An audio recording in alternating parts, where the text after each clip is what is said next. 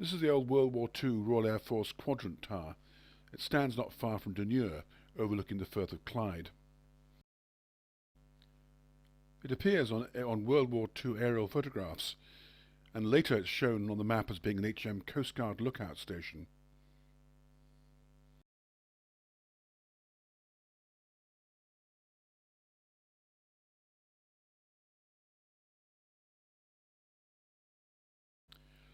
It was probably part of the Turnberry range.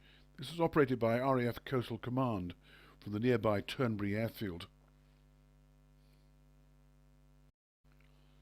It's known that the No. 1 torpedo training unit was here from 1942 to 1943.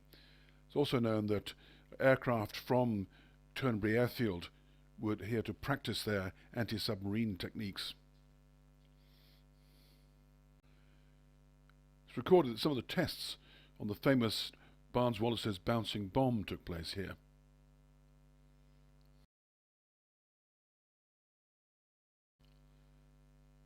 It seems that the personnel who were based at the tower were from the ATS. The ATS is an acronym for the Auxuilary Territorial Service. These were women whose job it was to spot the fall of the bombs and the course of the torpedoes. They may have had wireless, in which case they could communicate directly with the aircraft and with RAF Turnberry, but they certainly had a telephone connection.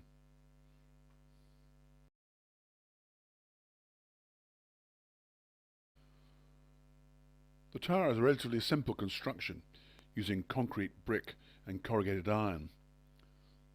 It seems to be following almost exactly the same design as several that are found elsewhere in England. As far as it's known, it's the only one that was on the range.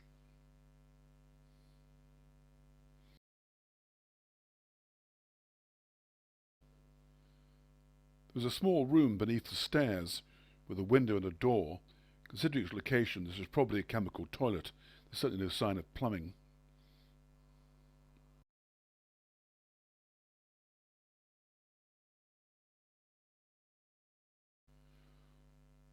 On the inside of the building, in the main compartment, there are signs of electrical systems.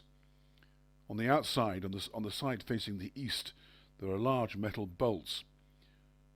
The two facing south seem to be for the telephone connection, and the three that face the north seem to be for the power supply.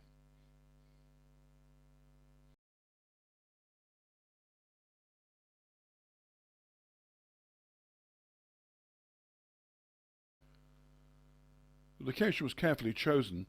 There are magnificent views here of the Firth of Clyde. The cliffs are very steep. It could not be approached from the beach. The nearest landing place is at Port Schucken, which leads on to Dunure, and that lies to the west.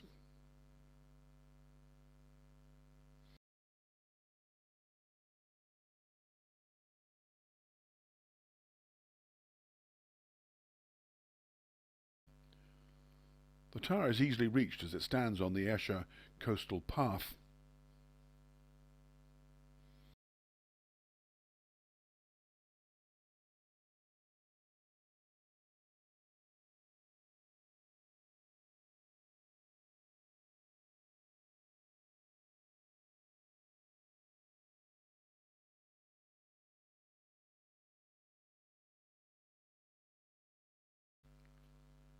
Close to the tower are the remains of the old railway cutting and embankment for the railway that ran from Ayr via Dunure to Girvan.